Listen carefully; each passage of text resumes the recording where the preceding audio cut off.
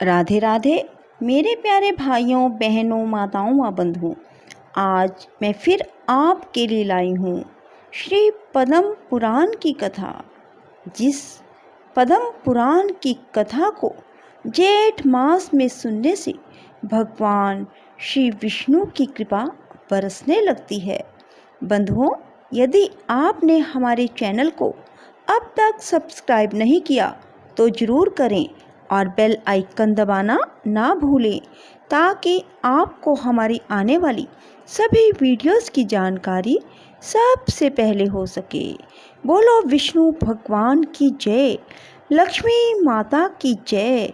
बंधुओं, जब भी कथा को सुने पूरी सुने और सुनने के बाद कमेंट बॉक्स में जय विष्णु भगवान, जय माँ लक्ष्मी जरूर लिखें।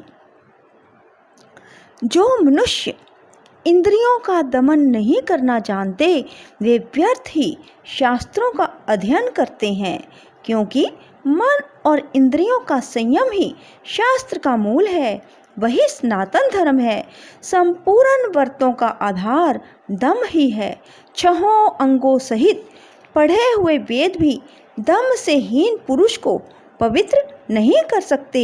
जिसने इंद्रियों का दमन नहीं किया उसके सांख्य, योग, उत्तम कुल, जन्म, तीर्थस्थान सभी व्यर्थ हैं। योग वेता द्विज को चाहिए कि वह अपमान को अमृत के समान समझकर उससे प्रसन्नता का अनुभव करे और सम्मान को विष के तुल्य मानकर उससे घृणा करे। अपमान से उसके तप की वृद्धि होती है और सम्मान से क्षय। पूजा और सत्कार पाने वाला ब्राह्मण दुही हुई गाय की तरह खाली हो जाता है। जैसे गौ घास और जल पीकर फिर पुष्ट हो जाती है, उसी प्रकार ब्राह्मण जप और होम के द्वारा पुनः ब्रह्म तेज से संपन्न हो जाता है। संसार में निंदा करने वाले के समान दूसरा कोई मित्र नहीं है, क्योंकि वह पाप लेकर अपना पुण्य दे जाता है। निंदा करने वालों की स्वयं निंदा ना करें, अपने मन को रोकें।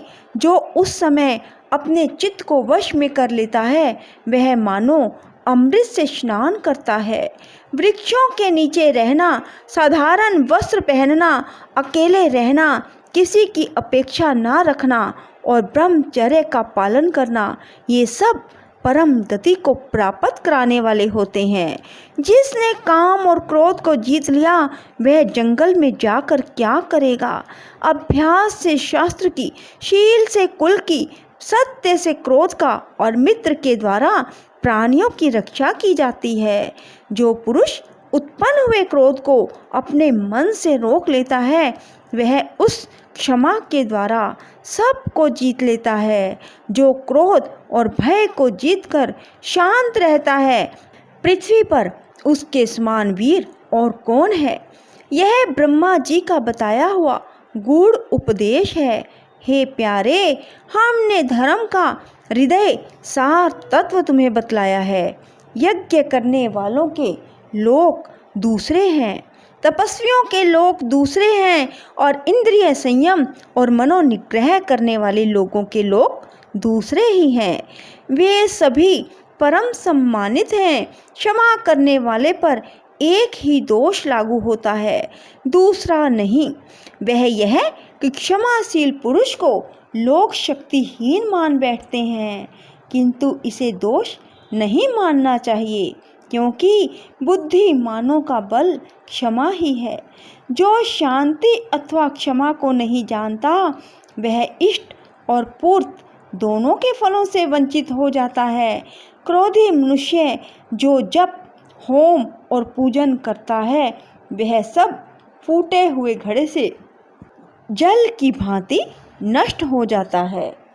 जो पुरुष प्रातः काल उठकर प्रतिदिन इस पुण्य में दमा अध्याय का पाठ करता है वह धर्म की नौका पर आरूढ़ होकर सारी कठिनाइयों को पार कर जाता है। जो द्विज सदा ही इस पुण्यप्रद दम अध्याय को दूसरों को सुनाता है वह ब्रह्मलोक को प्राप्त होता है, वहाँ से कभी नहीं गिरता। धर्म का सार सुनो और सुनकर उसे धारण करो। जो बात अपने को प्रतिकूल जान पड़े उसे दूसरों के लिए भी काम में ना लाएं। जो पराई स्त्री को माता के समान, पराये धन को मिट्टी के ढेले के समान और संपूर्ण भूतों को अपनी आत्मा के समान जानता है, वही ज्ञानी है। जिसकी रसोई बलि वैश्य देव के लिए और जीवन परोपकार के लिए, वही विद्वान है। जैसे धातुओं में सुवर्ण उत्तम है, वैसे ही परोपकार सबसे श्रेष्ठ धर्म है, वही सर्वस्व है। संपूर्ण प्राणियों के हित का ध्यान रखने वाला पुरुष अमृतत्व प्राप्त करता है। कुल सत्य जी कहते हैं, इस प्रकार ऋषियों ने सुने सख के सामने धर्म के सार तत्व का प्रतिपादन करके उसके साथ वहां से दूसरे वन में प्रवेश किया। वहां भी उन्हें एक बहुत विस्तृत जलाशय दिखाई दिया जो पद्म और उत्पलों से आच्छादित था। उस सरोवर में उतरकर उन्होंने मृणाल उखाड़े और उन्हें ढेर के ढेर किनारे पर रखकर जल से संपन्न होने वाली पुण्य क्रिया, संध्या, तर्पण आदि करने लगे। तत्पश्चात जब वे जल से बाहर निकले तो उन मृणालों को ना देखकर परस्पर इस प्रकार कहने लगे। ऋषि बोले, हम सब लोग क्षुधा से कष्ट पा रहे हैं। ऐसी दशा में किस पापी और क्रूर ने मृणालों को चुरा लिया? जब इस तरह कुछ पता ना लगा तब सबसे पहले कश्यप जी बोले, जिसने मृणाल की चोरी की हो उसे सर्वत्र सब कुछ चुराने का, धाती रखी हुई वस्तु पर भी ललचाने का और झूठी गवाही देने का पाप लगे।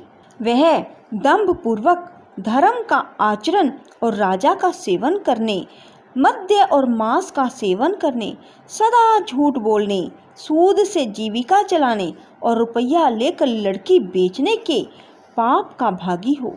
वशिष्ठ जी ने कहा, जिसने उन मृणालों को चुराया हो उसे ऋतुकाल के बिना ही मैथुन करने, दिन में सोने, एक दूसरे के यहाँ जाकर अतिथि बनने, जिस गांव में एक ही कुआं हो वहाँ निवास करने, ब्राह्मण होकर शूद्र जाति की स्त्री से संबंध रखने का पाप लगे।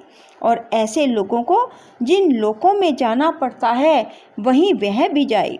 भारद्वाज बोले, जिसने मृणाल चुराए हों वह सब के प्रति क्रूर, धन के अभिमानी, सब के ढा रखने वाले, चुगलखोर और रस बेचने वाले की गति प्राप्त करे। गौतम ने कहा, जिसने मृणालों की चोरी की हो वह सदा शूद्र का अन्न खाने वाले, पर स्त्रीगामी और घर में दूसरों को ना देकर अकेले मिष्ठान भोजन करने वाले के समान पाप का भागी हो।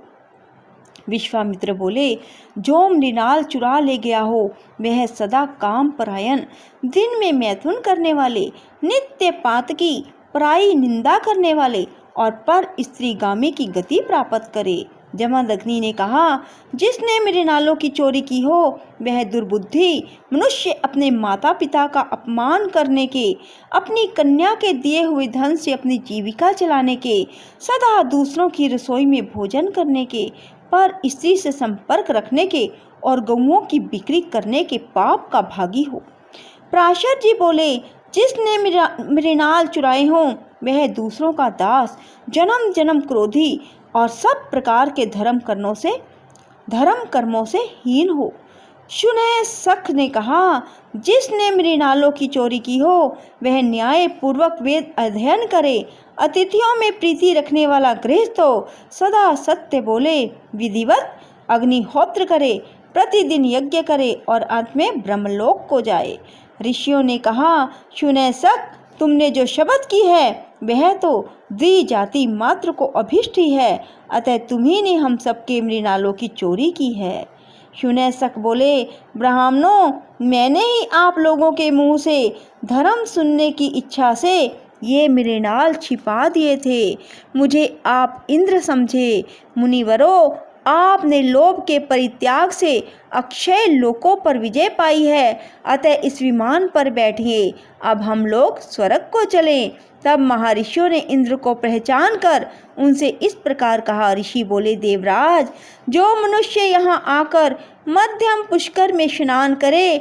तब महर्षियों ने इंद्र को पहचान कर उनसे इस प्रकार कहा। ऋषि बोले, देवराज, जो मनुष्य यहाँ आकर मध्यम पुष्कर में स्नान करे और 3 रात तक यहाँ उपवास पूर्वक निवास करे, उसे अक्षय फल की प्राप्ति होती है। वनवासी महर्षियों के लिए जो 12 वर्षों की यज्ञ दीक्षा बताई गई है, उसका पूरा पूरा फल उस मनुष्य को भी मिल जाता है। उसकी कभी दुर्गति नहीं होती।